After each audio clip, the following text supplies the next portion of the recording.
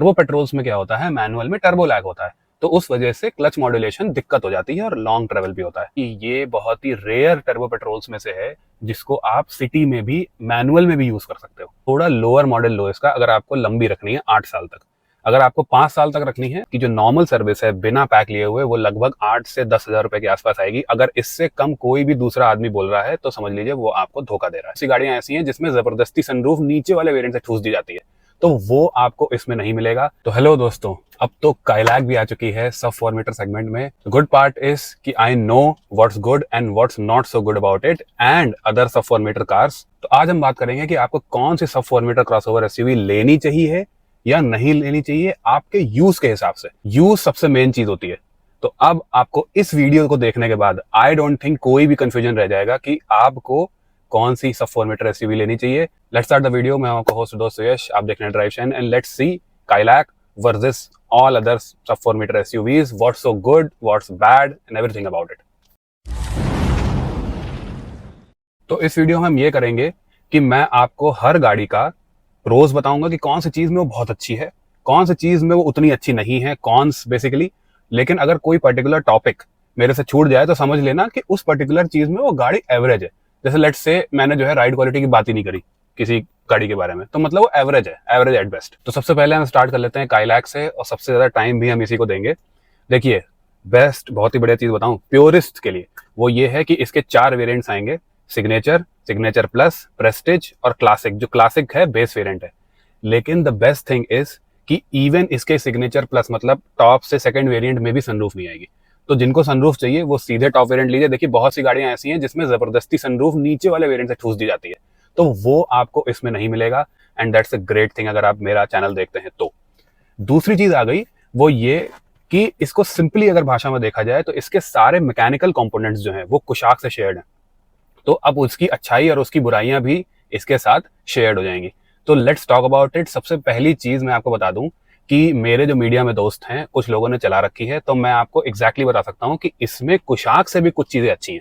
पहली चीज ये आप नोटिस करेंगे कि इसका जो सस्पेंशन ट्रैवल है वो ज्यादा लग रहा है। इसका मतलब इसका सस्पेंशन जो है वो सॉफ्टली ट्यून्ड है, वो कंफर्ट ओरिएंटेड बनाया है। तो उसकी अच्छाई ये है कि जो कुशाक में शहर में लोगों को गड्ढे गड्ढे ज्यादा फील होते थे वो इसमें नहीं होंगे। इसकी राइड क्वालिटी शहर में बहुत बढ़िया होने वाली है। लेकिन इसका फ्लिप साइड ये है कि जैसे कुशाक जो है 150-160 किलोमीटर पर आवर पे भी जो है एकदम फ्लैट चलती थी हाईवेज पे, ये थोड़ी मूव अराउंड करेगी कंपैरेटिवली कुशाक से। तो आप उसको उतना हाई स्पीड स्टेबिलिटी में जो है वो एग्जैक्टली वैसी नहीं होगी कुशाक जैसी। So you can't beat the laws of physics, ये चीज इसमें आ जाएगी। लेकिन द गुड थिंग कि ये शहर में मतलब एवरीडे राइडर के लिए, ड्राइवर के लिए ये बहुत ही बढ़िया ओवरऑल प्रोडक्ट रहने वाला है। सेकंड थिंग इज कि इसका स्टीयरिंग थोड़ा सा और हल्का करा गया है, तो फील तो ठीक रहेगी, लेकिन जो स्टीयरिंग वेट है वो आपको काफी हल्का लगने वाला है बाय स्कोडा स्टैंडर्ड्स। अब हम कर लेते हैं और अच्छाइयों की बात, विच इज कि हाईवे पे इसके जो 1 लीटर इंजन है इसकी एफिशिएंसी बहुत अच्छी है। चाहे आप मैनुअल लो चाहे आप ऑटोमेटिक लो, आपको 17 से इवन 20-21 किलोमीटर पर लीटर की आपको एफिशिएंसी हाईवे पे मिल जाएगी। लेकिन वही बात आ जाती है कि बुराइयां हैं तो वो भी शेयर होंगी। वो ये कि शहर में इसकी एफिशिएंसी जो है वो लगभग 10 पे आ जाएगी मैनुअल की, और ऑटोमेटिक की लगभग 8.5 पे आ जाएगी। और बहुत ही अगर आप जाम में फंस गए तो और नीचे जा सकती है। एक चीज और है कि इसका भी जो है वो क्लच थोड़ा लॉन्ग होने वाला है। तो अगर आपकी मैक्सिमम 80% ड्राइविंग हाईवे पे है तो आप मैनुअल ले सकते हो, वरना आप ऑटोमेटिक ही लेना।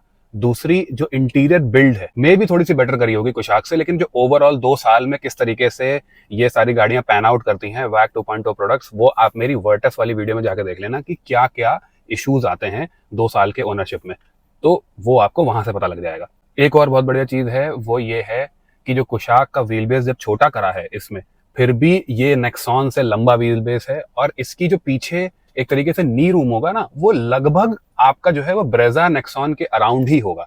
ये उतना बड़ा नहीं होगा जितना 3XO का है, उतना ज्यादा नी रूम नहीं होगा, और उतना कम नहीं होगा जितना सोनेट एवेन्यू का है। तो उन दोनों के बिल्कुल बीच में परफेक्टली फिट हो रही है नी रूम में। लेकिन एक चीज है वो ये है कि कुशाकी की तरह पीछे जो है आप 3 लोग इसमें बैठाना बहुत ही मुश्किल हो जाएगा।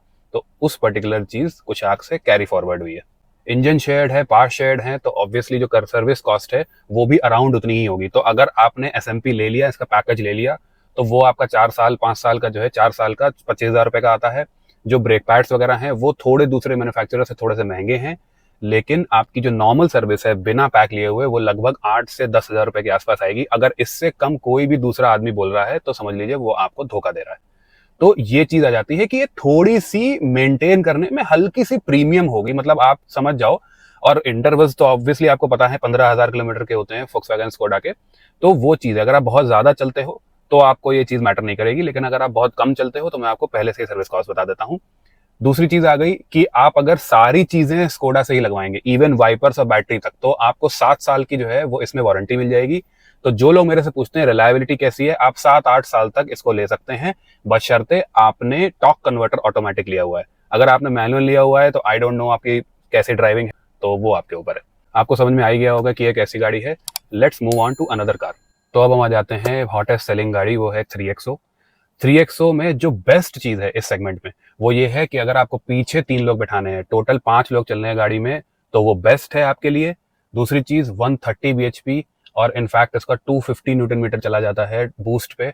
तो आपको स्ट्रेट लाइन स्टेबिलिटी में फास्टेस्ट गाड़ी चाहिए, मजा करना है गाड़ी के साथ हाईवेज पे, तो आप इसको ले सकते हैं। तीसरी चीज ये आ जाती है कि इसका जो ऑटोमेटिक है वो भी एसन सोर्स्ड है और वो भी बहुत ही अच्छा काम करता है।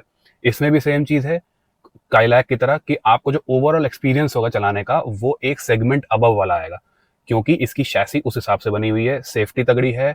काइलैक ये और नेक्सॉन जो है वो सेफ्टी में एकदम क्लियरली सबसे ऊपर आती हैं। तो ये चीजें आपकी कोर अगर पॉइंट्स हैं तो आप 3XO पे जाइए।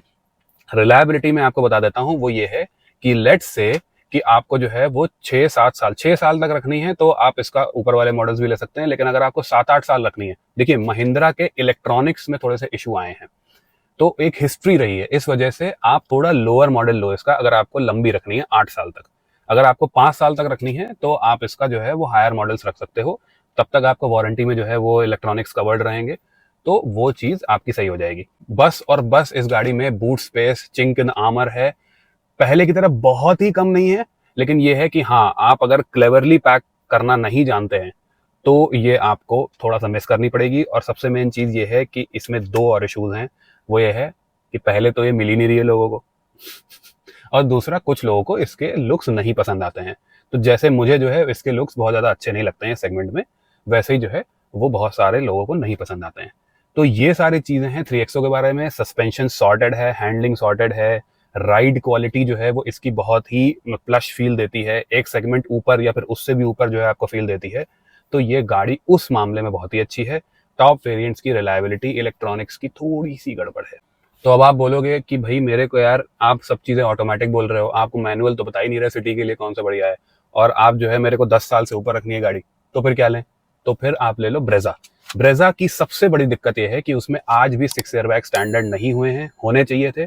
और जो ओवरऑल वो गाड़ी है, पूरी की पूरी गाड़ी सिटी बेस्ड बनी हुई है, ठीक है। तो उसका सिटी में सस्पेंशन सॉफ्ट है, बहुत ही बढ़िया काम करता है। दूसरा उसकी विजिबिलिटी बहुत अच्छी है। तीसरा उसका क्लच जो है वो बेस्ट है, और क्योंकि वो NA इंजन के साथ आती है इस वजह से उसमें टर्बो लैग में नहीं है। तो टर्बो पेट्रोल्स में क्या होता है, मैनुअल में टर्बो लैग होता है, तो उस वजह से क्लच मॉड्यूलेशन दिक्कत हो जाती है और लॉन्ग ट्रेवल भी होता है।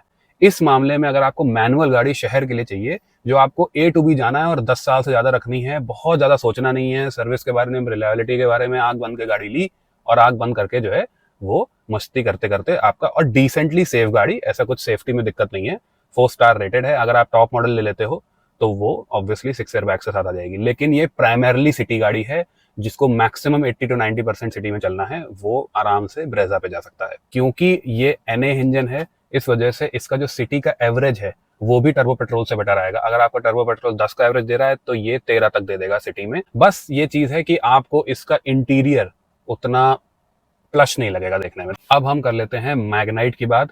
तो मैग्नाइट टर्बो का मैंने रिव्यू बना रखा है, उसमें सर्विस कॉस्ट, वो सब वारंटी वगैरह भी जो है आपको बता रखी है, वो आपको देख लेना जाके। इसकी बेस्ट चीज मैं आपको बताता हूँ, 7.89 के आसपास कुशाक का बेस मॉडल मैनुअल लॉन्च हुआ है। इस पर्टिकुलर प्राइस में आपको मैग्नाइट में ऑटो AC मिल जाएगा, टच स्क्रीन मिल जाएगी, और टर्बो के साथ CVT मिल जाएगा। तो ये चीज जो है वो बेस्ट है मैग्नाइट में कि इसका वैल्यू फॉर मनी क्वोशिएंट बहुत ही जबरदस्त है। तो टर्बो CVT आपको शहर के लिए चाहिए, जो स्मूदेस्ट, मतलब जो टॉर्क कन्वर्टर होता है ना, उससे भी स्मूथ काम करेगा। ये लगभग 7-8 साल की रिलायबिलिटी बढ़िया चाहिए, तो आप ले सकते हो। बस इसका ये है कि थोड़ी रैटलिंग वैटलिंग जो है वो हो सकता है थोड़ा टाइम में स्टार्ट हो जाए, लेकिन जो मैकेनिकल कंपोनेंट्स की रिलायबिलिटी है उसमें एज सच कोई इशू नहीं आना चाहिए 7-8 साल तक। अगर आपको इसके जस्ट ऊपर वाला एन कनेक्टर वेरिएंट दूसरी गाड़ियों से कंपेयर भी करोगे इन टर्म्स ऑफ कि टर्बो में सीवीटी के साथ कितना सब कुछ मिल रहा है, तब भी जो है वो इसमें पर्टिकुलर फीचर लोडेड ये ज़्यादा लगेगी। तो ये चीज़ इसका स्ट्रॉन्ग पॉइंट है। अगर आपको ये चीज़ अच्छी लग रही है तो आप ले सकते हैं। राइड क्वालिटी अच्छी है, ओवरऑल फील भी गाड़ी की ठीक है, लेकिन हाँ, हाईवेज पे भगाने भगाने वाली गाड़ी नहीं है। ये आप सिटी में स्मूथली आराम से चलाओ इसका टर्बो सीवीटी। किसी को स्ट्रेट लाइन में ओवरटेक करना है बहुत ही जल्दी से करती है, और अच्छी डिसेंट सेफ गाड़ी भी है। तो ये काफ़ी सारी चीज़ें आपकी पूरी कर रही है। अब हम कर लेते हैं नेक्सॉन की बात। खूब बिकती है, लेकिन मेरे हिसाब से ये प्राइमरीली हाईवे गाड़ी है। बहुत ही बढ़िया स्टीयरिंग फीडबैक, बड़े बड़े गड्ढे जो आते हैं उसको झेलने की बहुत ही बढ़िया क्षमता। अगर आपको जो है ज़्यादा एवरेज चाहिए तो आप इसका सीएनजी ले सकते हैं। अगर आप इसका एवरेज के साथ साथ आपको भगाना भी है तो आप इसका डीजल ले सकते हैं। अकेला डीजल है जिसमें डीईएफ का कोई नौटंकी नहीं है। तो ये एक प्राइमरीली हाईवे गाड़ी है। देखिए शहर में क्या इश्यूज है मैं आपको बता देता हूँ। एक तो पेट्रोल जो नॉर्मल है इसका वो आपका उतना एवरेज नहीं देता है। बहुत सारे लोग बोलते हैं कि 8-9 का एवरेज आ रहा है, खुश नहीं है। दूसरी चीज ये है कि अगर आप ऑटोमेटिक लेंगे तो कोई भी डीसीए, डीसीटी, डीएसजी आपको जो है वो शहर के ट्रैफिक कंडीशंस के लिए, बम्पर टू बम्पर के लिए आपको नहीं लेना है। तो इसकी वजह से आपको इसका डीसीए भी अवॉइड करना पड़ेगा। अब आ जाते हैं हम रिलायबिलिटी पे। तो देखिए ऑटोमेटिक की रिलायबिलिटी तो जो है वो बहुत ज्यादा मैं उसमें बोल नहीं सकता, लेकिन मैनुअल में क्या है कि क्लच जो है बहुत ही हल्का कर दिया है, बहुत अच्छा कर दिया है। वही सेम चीज जो एक्सयूवी के साथ है। अगर आपको अच्छे इलेक्ट्रॉनिक्स में रिलायबिलिटी चाहिए, चलती रहे गाड़ी और ज्यादा इश्यूज ना करे, तो आप इसका लोअर वेरिएंट लीजिए, प्योर प्लस लीजिए, क्रिएटिव तक ले लीजिए, लेकिन उससे ज्यादा आप मत जाइए आगे। बहुत ज्यादा जो है इलेक्ट्रॉनिक्स ले लेंगे तो इसमें आगे इश्यूज आ सकते हैं। तो ये पर्टिकुलर चीज हो गई नेक्सॉन के बारे में, जो है प्राइमरीली एक हाईवे गाड़ी।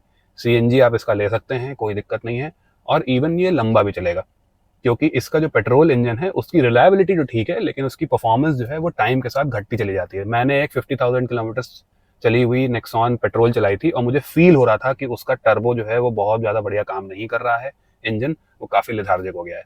तो ओवर द टाइम परफॉर्मेंस हल्की हल्की ड्रॉप होती चली जाती है, ये बात है। अब आप बोलोगे कि यार ये तो हर गाड़ी को जो है वो इलेक्ट्रॉनिक्स ऐसे बोल रहा है कि लंबा चलेंगे ही नहीं, और नहीं, आपको ऐसा गाड़ी चाहिए जिसमें जो है अच्छे खासे फीचर्स हो, लेकिन उसके इलेक्ट्रॉनिक्स भी लंबा चलें, जो इलेक्ट्रॉनिकली बहुत रिलायबल हो और खूब सारे फीचर्स दे, तो उसके लिए आप सोनेट पे जा सकते हैं। सोनेट का फिर वही एग्जैक्टली वही चीज़ है कि जो डीसीटी है वो बहुत ज़्यादा हैवी कंडीशंस, हैवी ट्रैफिक के लिए नहीं अच्छा है। तो आप उसमें डीजल भी ले सकते हैं अगर आपको वैसा चलना है, और आपको लॉन्ग टर्म अगर रखनी है गाड़ी, जैसे एक कंसल्टेशन वाले ने पूछा था मेरे को, उतना जो है वो उसको चलना नहीं था, उतना उसको परफॉर्मेंस एवरेज से नहीं मतलब था, तो उसने 1.2 ले लिया नॉर्मल। और दूसरी चीज ये कि इस गाड़ी में जितनी भी मैंने पहले गाड़ियां बनाई उससे मोस्ट प्रोबेबली इसमें सबसे कम रैटल्स डेवलप होंगे over the period of 8 to 10 years। तो एक रैटलिंग वाला जो किसी किसी गाड़ी में इशू आ जाता है वो इसमें सबसे कम आएगा। तो इंटीरियर जो बिल्ड होती है या इलेक्ट्रॉनिक्स की जो रिलायबिलिटी होती है कि कोई चीज फुक ना जाए जल्दी से जल्दी, उसमें जो है वो सोनेट बहुत ही ज्यादा टॉप करती है। इस वजह से आप इसमें जा सकते हैं। यूजुअली आपको पता ही है कि मैं नेगेटिव्स में आपको बताऊंगा, रियर नी रूम और रियर शोल्डर रूम दोनों में दिक्कत है। रियर सीट इसकी जो है वो बहुत ही छोटे छोटे लोगों के लिए बनी है, या फिर अगर आपका बच्चा है तो आप यूज कर सकते हैं। तो ये पर्टिकुलरली प्रोज एंड कॉन्स हो गए सोनेट के। देखिए अगर आप वेन्यू के बारे में सोच रहे हैं और किया का शोरूम आसपास है तो आप सोनेट ले लीजिए। हर चीज़ में इस टाइम सोनेट फेसलिफ्ट जो है वो बेटर है वेन्यू से, चाहे राइड क्वालिटी हो, चाहे फीचर्स हो, और चाहे लुक्स हो। इवन सोनेट का स्ट्रक्चर भी थोड़ा सा बेटर करा है जो वेन्यू का बचा है। वेन्यू अगले साल आपकी अपडेट होगी तो तब आप सोच सकते हैं उसको लेने की, लेकिन अभी आप उसकी जगह सोनेट ले लीजिए। और सोनेट डीसीटी का मैंने इन डेप्थ रिव्यू बना रखा है, वो आप इस वीडियो में चेक कर सकते हैं। अब हम कर लेते हैं फ्रॉन्क्स की बात। देखिए फ्रॉन्क्स एग्जैक्टली इस सेगमेंट में नहीं है, तो वरना होती तो फिर ब्रेजा होती ही क्यों। लेकिन मैं इसका टर्बो वाले इंजन की जो है वो बात करना चाहता हूं, बिकॉज अगर आप ये चीज सोच रहे हैं कि आपको ऐसा टर्बो इंजन चाहिए जो आपको 10 साल या उससे ज्यादा चलाना है, तब आप फ्रॉन्क्स देख सकते हैं। इसमें वही चीज है, जितनी भी गाड़ियां मैंने अभी बात करी उससे लाइटर बिल्ड है इसकी। पीछे वाला हेडरूम जो है आप जरूर चेक कर लेना, लेकिन इसकी जो मेन चीज है वो ये है कि ये बहुत ही रेयर टर्बो पेट्रोल्स में से है जिसको आप सिटी में भी मैनुअल में भी यूज कर सकते हो, है ना, क्योंकि इसका जो है वो काफी नीचे से टॉर्क आ जाता है, तो उसमें इतना टर्बो लैग नहीं है। तो अगर आपको टर्बो गाड़ी चाहिए जो आपको लॉन्ग टाइम रखनी है, मैनुअल भी चलेगी, तो आप फ्रॉन्क्स देख सकते हैं। और उसकी सीटिंग पोजीशन जो है, सीटिंग हाइट उतनी नहीं होगी जितनी पहले मैंने जितनी भी सब 4 मीटर एसयूवीज में बात करी है। तो ये सारी गाड़ियां हो गई, सबके प्रोज एंड कॉन्स हो गए।